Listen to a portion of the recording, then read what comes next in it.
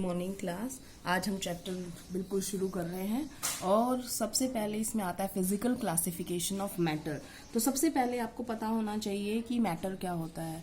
तो आपने ये 9th क्लास में भी पढ़ा होगा, 10th में भी थोड़ा बहुत आ जाता है कि मैटर किसे कहते हैं। मैटर वो कोई भी चीज जो हम महसूस कर सकते हो, जिसके पास द्रव्यमान हो और जो स्थान घेरती हो। तो इसका मतलब अगर बाय डेफिनेशन अगर मैं लिखूं तो matter is anything which occupies space which has mass and can be felt by 5 of our senses। कि वह कोई भी चीज जिसके पास मास हो, जो जगह घेरती हो और जो अपनी 5 इंद्रियां जो हमारे पास है उनसे हम महसूस कर पा रहे हो। जरूरी नहीं है 5 से महसूस कर पाए, 1-2 से भी महसूस कर पाएंगे तो भी वो पदार्थ की कैटेगरी में आएगी, मैटर की कैटेगरी में आएगी।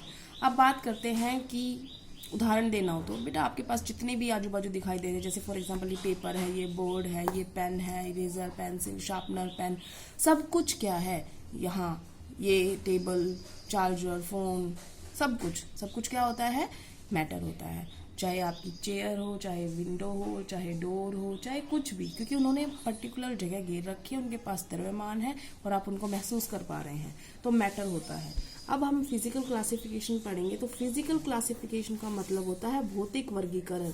तो भौतिक वर्गीकरण आपने पढ़ा होगा, बहुत बार पढ़ा होगा कि भौतिक वर्गीकरण के आधार पे कि वो कैसे दिखते हैं, इस आधार पे वो 3 कैटेगरी में आते हैं। एक होता है सॉलिड, एक होता है लिक्विड और एक होता है गैस। सॉलिड जो होते हैं मैटर की वो स्टेट है जिसके अंदर डेफिनेट शेप होती है और डेफिनेट ही वॉल्यूम होता है, यही इसकी डेफिनेशन भी है।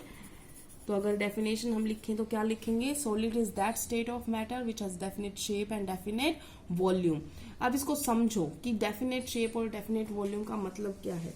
फॉर एग्जाम्पल आपने कोई ये पेंसिल ही ले लो, ये पेंसिल ली, अगर मैं इसको कुछ नहीं करती हूँ, कल मैं यहीं रखती हूँ इसको, तो क्या मुझे इसकी शेप चेंज मिलेगी? नहीं मिलेगी। इसकी मतलब इसकी शेप डेफिनेट है, एक पक्की शेप है। इसने जो वॉल्यूम इसने अभी ऑक्यूपाई कर रखा है, सिलेंड्रिकल फॉर्म है, तो आप πr² से वॉल्यूम निकाल सकते हैं। तो इसका मतलब इसका डेफिनेट वॉल्यूम भी है जो चेंज नहीं हो रहा। इसका मतलब कोई भी मैटर की वो स्टेट जिसके पास डेफिनेट शेप और डेफिनेट वॉल्यूम हो, किसकी कैटेगरी में आएगा, सॉलिड की कैटेगरी में आएगा। तो आप कोई भी एग्जांपल दे सकते हैं।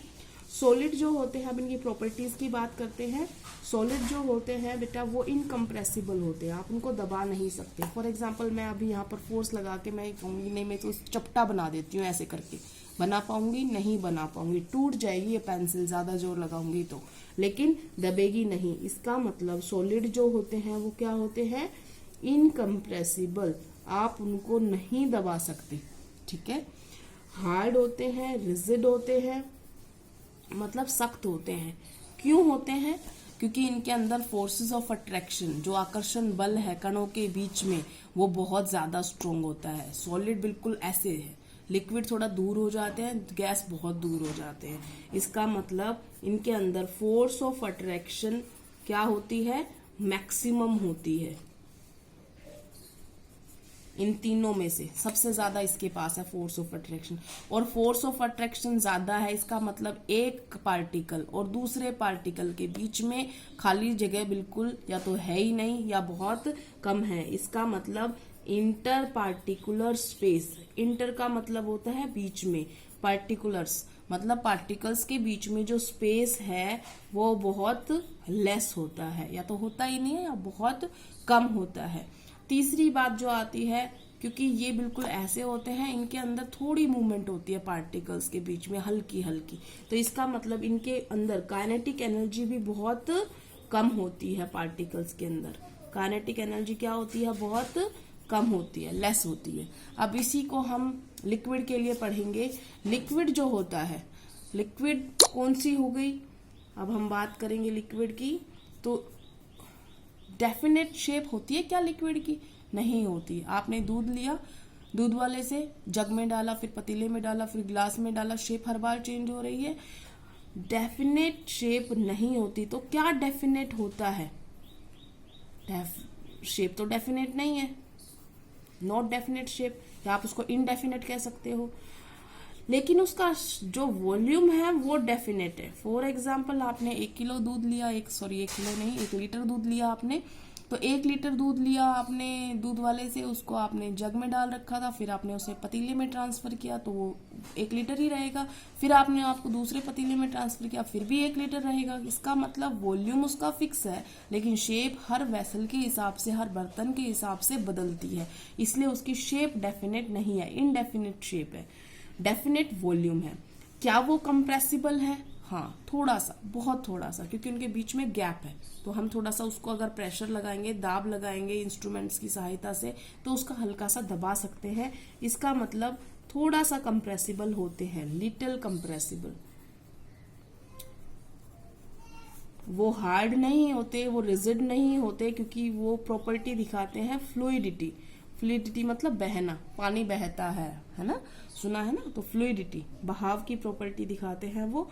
उनके अंदर फोर्स ऑफ अट्रैक्शन बीच की होती है, मीडियोकर, मतलब इससे तो कम है, सॉलिड से तो कम है, लेकिन गैस से ज्यादा है, ठीक है।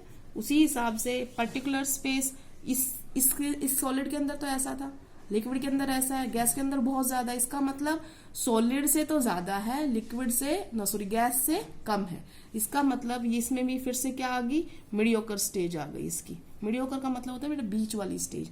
इसका मतलब फोर्स ऑफ अट्रैक्शन जैसे इसमें मैक्सिमम बताया था, तो इसमें थोड़ी सी कम होती है, इसके अंदर बिल्कुल कम होती है। इसके अंदर स्पेस बिल्कुल नहीं है या बहुत कम है, इसके अंदर थोड़ा ज्यादा है, इसके अंदर और भी ज्यादा होगा।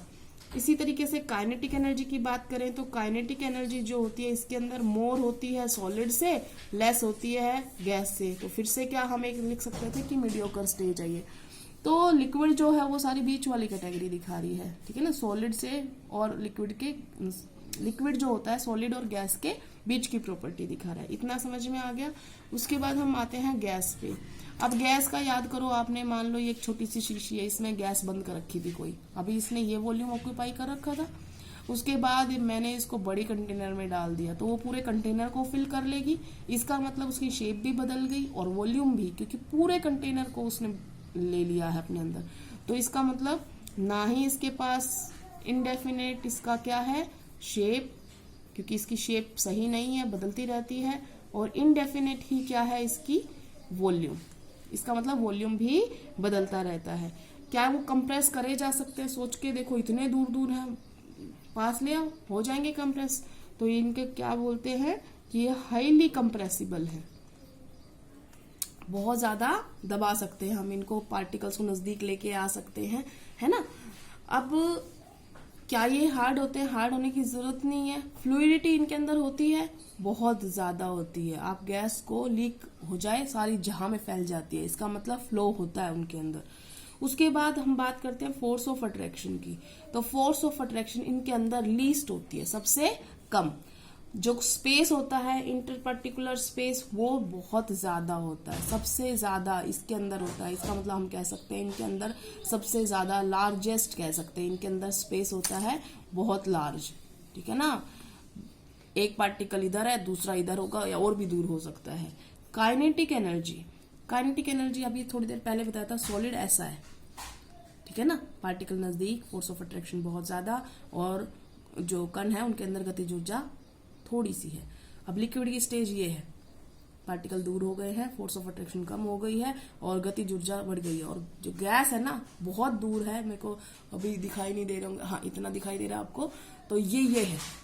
तो अब आप सोच सकते हो गैस के पार्टिकल्स के अंदर काइनेटिक एनर्जी बहुत ज्यादा है, तो इसके अंदर मैक्सिमम वैल्यू होती है काइनेटिक एनर्जी की, ठीक है ना। मैक्सिमम वैल्यू सबसे ज्यादा इसी के अंदर होती है। तो एक एक एग्जांपल लिख लेते हैं इनका। सॉलिड का एग्जांपल कोई भी लिख लो आप, पेंसिल लिख लो, बोर्ड लिख लो, टेबल लिख लो, ठीक है। इसका एग्जांपल मिल्क लिख लो, वाटर, ऑयल, ठीक है।